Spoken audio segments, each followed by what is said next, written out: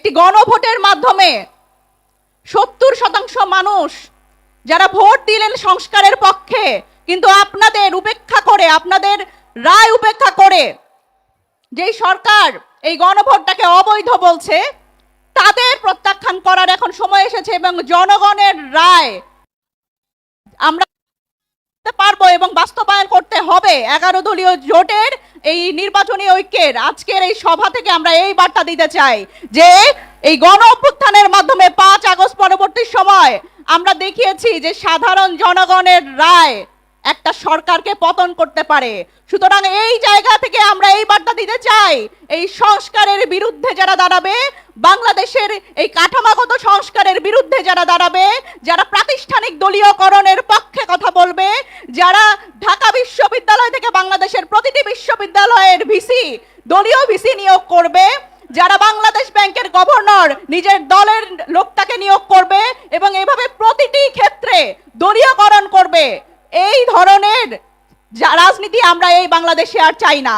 সুতরাং প্রাতিষ্ঠানিক দলীয়করণ এবং এই জনগণের রায় উপেক্ষা করা এই অপরাধে আমরা বলতে চাই যে যেই সরকার এখন ক্ষমতায় আছে তাদের এই অপরাধে অপরাধী হইতে হবে।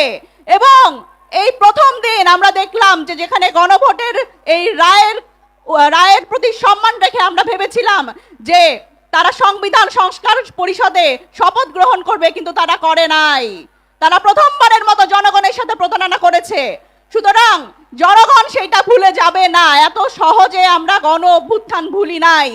এত তাড়াতাড়ি বিএনপি সরকারকে আমরা ভুলে যাইতে দিব না যে এইটা জনগণ এই বাংলাদেশে তারা কথা বলতে শিখছে, তাদের অধিকার আদায় করতে শিখছে।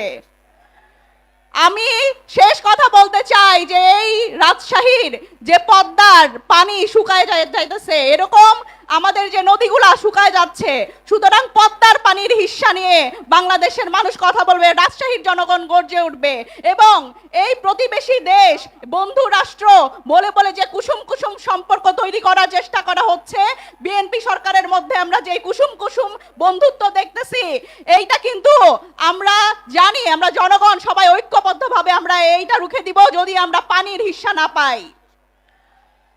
আমি এই সভা থেকে সকল জনগণকে ঐক্যবদ্ধ হওয়ার আহ্বান জানিয়ে এবং 11 দলীয় জোটের সকল নেতাকর্মীকে এই আহ্বান জানিয়ে শেষ করি যে আমাদের ঐক্যবদ্ধ হওয়া ছাড়া আর কোনো উপায় নাই। এই সংস্কার বাস্তবায়নে এবং আমাদের অধিকার রক্ষায় আমাদের ঐক্যবদ্ধ ভূমিকা আমরা পালন করব এবং সামনের দিকে এগিয়ে যাব।